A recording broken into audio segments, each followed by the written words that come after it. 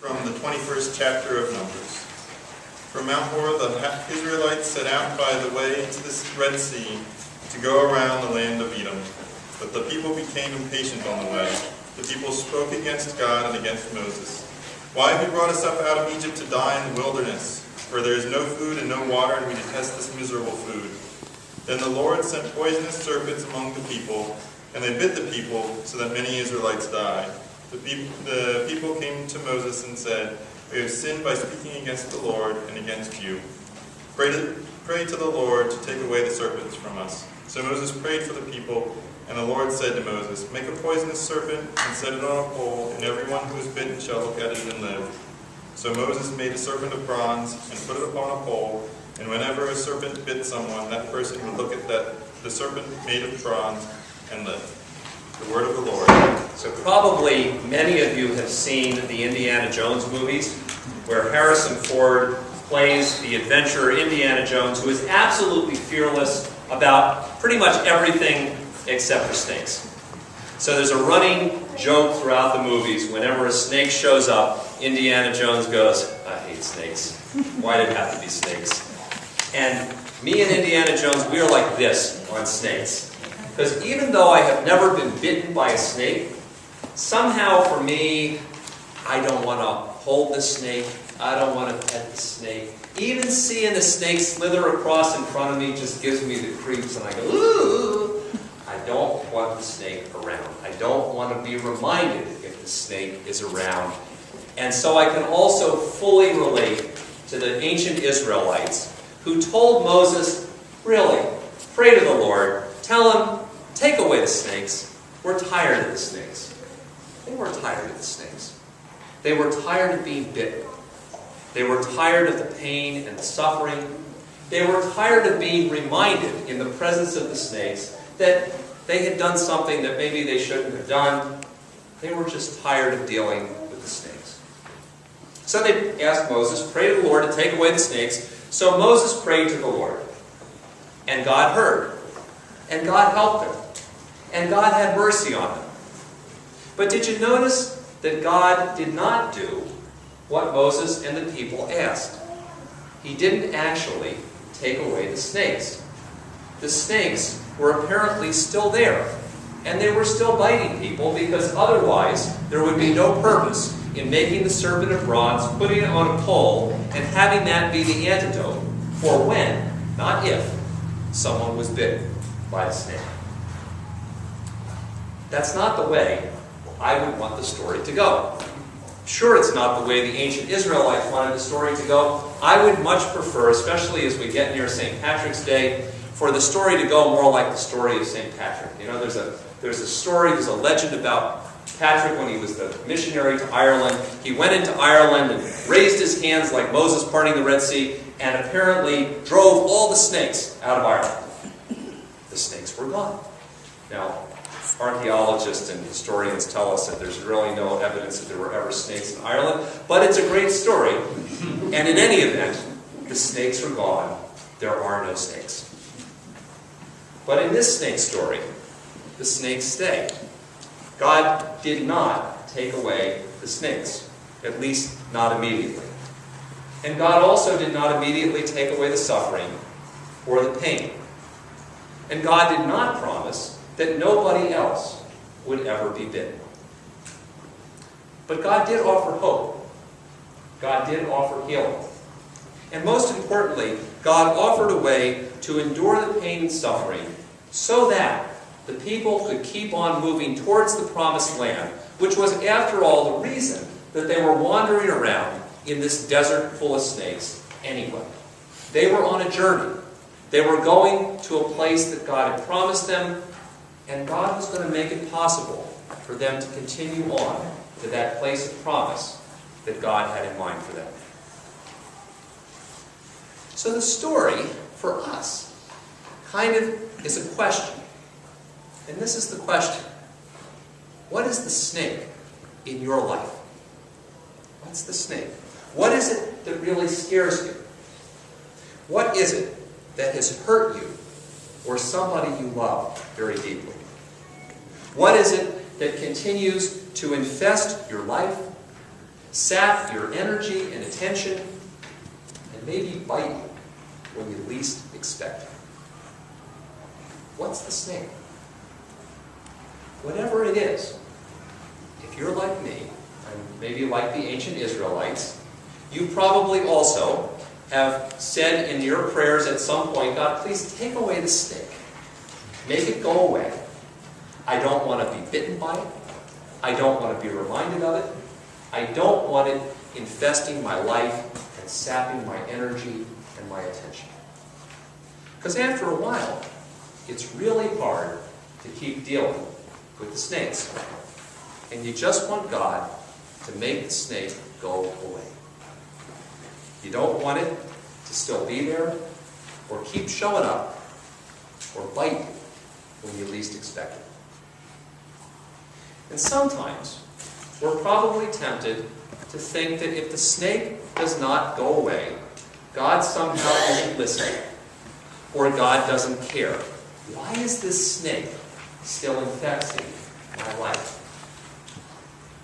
But maybe like those ancient Israelites, instead of continually demanding that God take away the snakes out of our lives, instead we should be looking for the ways that God is providing to us hope and healing and a way forward, in spite of the snakes.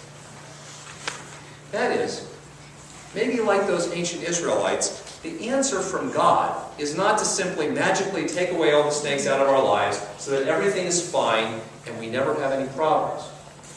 But rather, even when we have those problems, even when we have those things infesting our lives, even when we feel bitten, maybe healing and hope and a way forward comes through simple things like simply naming and recognizing the snakes that are hurting us. And that's the first sort of interesting and kind of bizarre thing about this story of Moses putting the serpent on a pole. If I get bitten by a snake, the last thing I want to do is look at a snake. I want to run off and hide from it someplace. I don't want to see it or think about it. But even though, the Nile is a river in Egypt, it's mentioned in the Bible, the Nile doesn't work so well, right? And so the first part of healing and wholeness that God offers to the people is when people are actually able to look at the thing that they're scared of, the thing that's hurt them, and name it and confess it. And that's the first way that God offers them a way forward.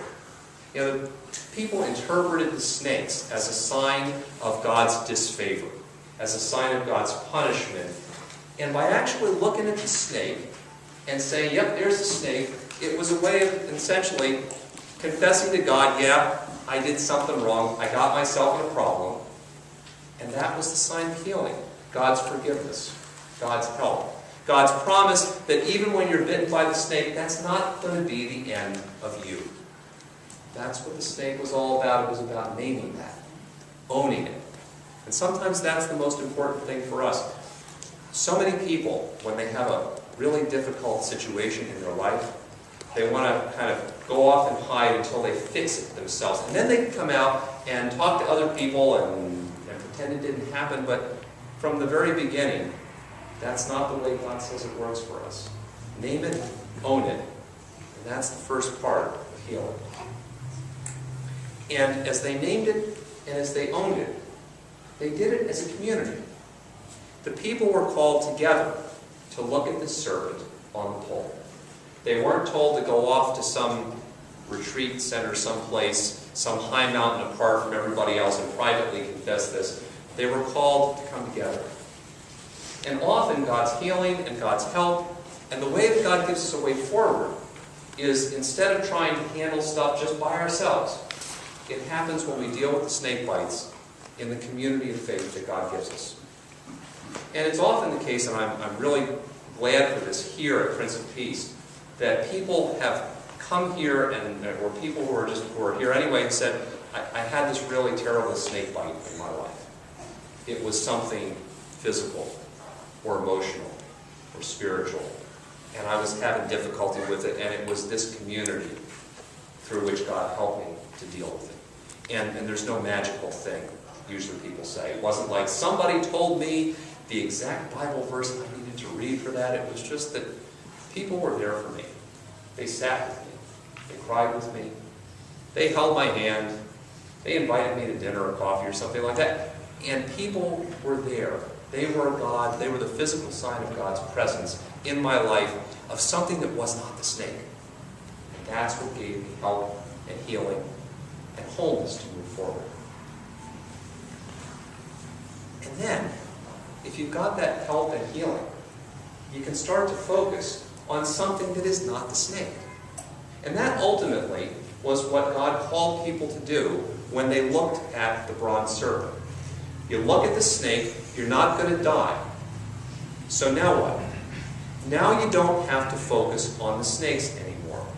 Now you can get refocused on the journey and going to the place that God has called you to go. To be on that traveling journey towards that promised land. That was the purpose of lifting up the serpent on the pole so that you could get beyond the snake.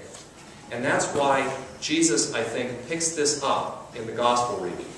When he says, Moses lifted up the serpent in the wilderness, so must the Son of Man be lifted up on the cross. So, we put crosses all over the church. And the point of the cross also is not so that we can focus on suffering and death and how horrible it was for Jesus, but rather to see in the cross a sign that God has life and hope and promise for us beyond death. That even our own death is not the end of the journey. Jesus calls us to be people who, in spite of the snake bites in our lives, recognize that God has a bigger journey for us. God has more in mind for us. And in lifting up sometimes the snakes, it's the ability to say, the snake is not the end. It's not all there is. Let's keep on with the journey. Because frankly, in one way or another, there's always going to be snakes in our lives.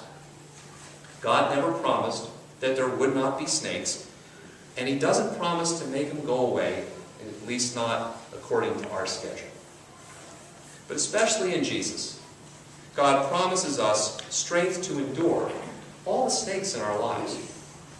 God promises us hope that the future is not finally determined by the snakes. And most of all, God promises us healing and new life in Jesus, which assures us that no snake bite, not even the snake bite of death, is going to separate us from God's love and God's promised future of life and healing and wholeness.